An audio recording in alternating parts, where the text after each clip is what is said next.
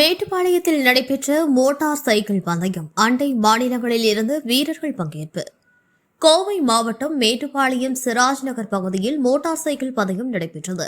இதில் foreign motor மற்றும் open team Crazy open உட்பட பல முறைகளான போட்டிகள் நடைபெற்றன. இப்போட்டிகளில் அண்டை மாநிலங்களான கேரளா, ஆந்திரா, கர்நாடகா மாநிலங்களில் இருந்தும் வீரர்கள் பங்கேற்றனர்.